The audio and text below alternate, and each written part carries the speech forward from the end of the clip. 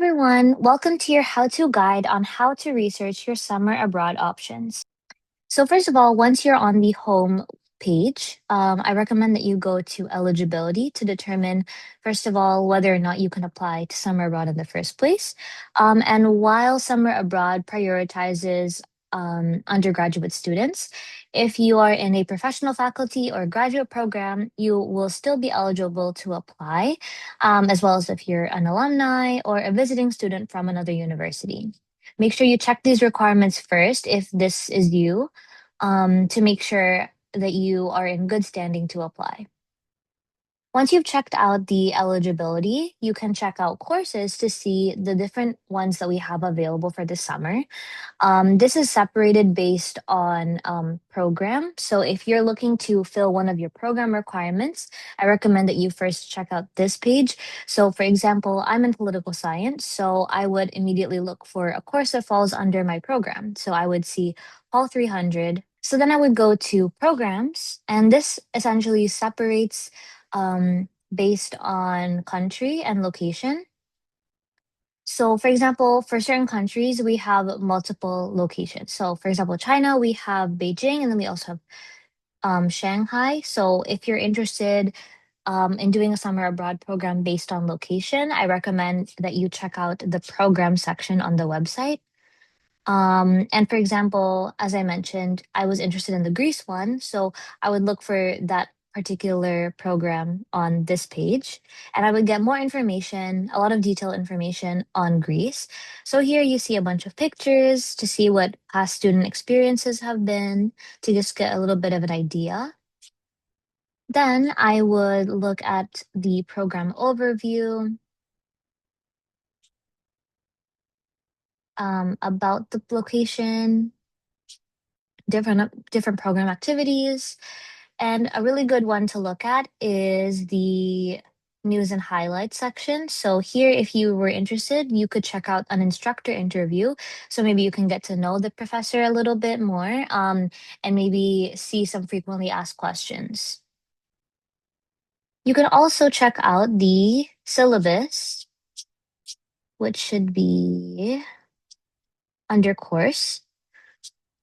So this is the course description.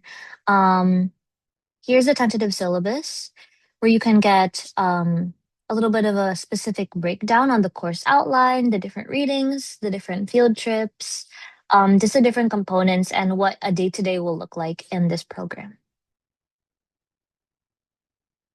You can also check out the cost, which I think is very important.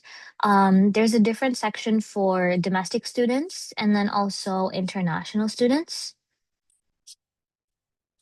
And there's also a section on financial assistance. So specific to this program, there is a Greece scholarship. There's also different awards available for all of our summer abroad programs. And be sure to apply on time so that you can ensure that you are eligible to apply for these scholarships. There's also an information session section under each program on the website. And for Greece, it will be on January 13th.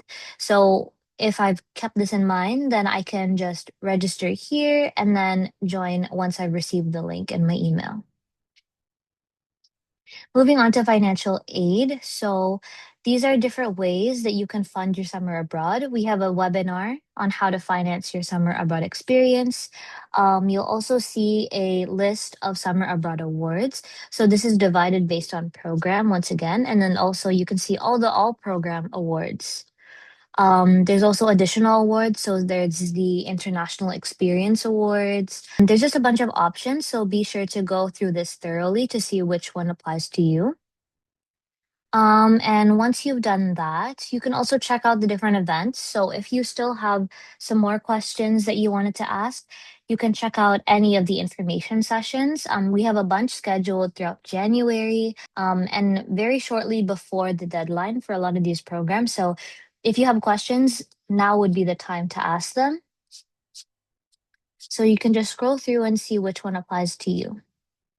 You can also check out student stories to see previous testimonials in the program that you're interested in. These are really helpful in getting a deeper insight into what it was like in previous years. And lastly, apply. So this section on the website will give you the information on deadlines as well as the interview process. There's also admission criteria, the things that you would have to submit. So personal statement, an academic record, and a little bit of a blurb on why it's relevant. The course is relevant to your program of study. And that is pretty much it. So if you have further questions, please be sure to email us at summer.abroad@utoronto.ca. Thanks so much.